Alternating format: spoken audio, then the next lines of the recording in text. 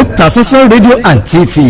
Gbajúmọ̀ òṣèré sinimá ọmọ ilẹ̀ Ìgbò Chioma Chukwuka ló ti sọ irú èèyàn tí gbajúmọ̀ òṣèrébìnrin lédè Yorùbá Faithia Balogun Williams tó jẹ́ sí òun.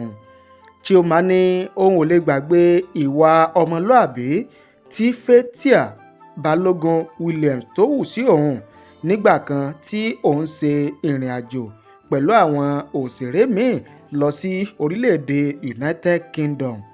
Ó ní ìrìn àjò náà nira fún òun nígbà náà látàrí bí òun ṣe ń tọ́ ọmọ oṣù mẹ́fà lọ́wọ́ nígbà náà, ṣùgbọ́n Faithia kò jẹ́ kí òun mọ ìnira pẹ̀lú bí Faithia ṣe dúró ti òun tí ó ń kẹ́ òun lójú nímú tó ń ti ọmọ oṣù mẹ́fà tí òun gbé lọ́wọ́ nígbà náà. Ó ní àfi bí ẹni wípé òun bá Faithia Balogun tan ni ó ṣe ń ṣe sí òun nígbà náà tó sì ń ya àwọn èèyàn lẹ́nu.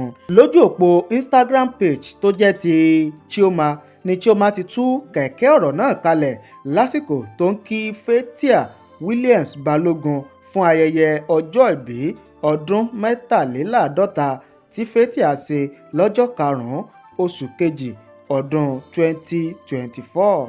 Ẹ tẹ̀lé wa lórí ìkànnì yìí fọ́kàn ọ̀jọ̀kan ìròyìn lédè Yorùbá pọ́nbélé.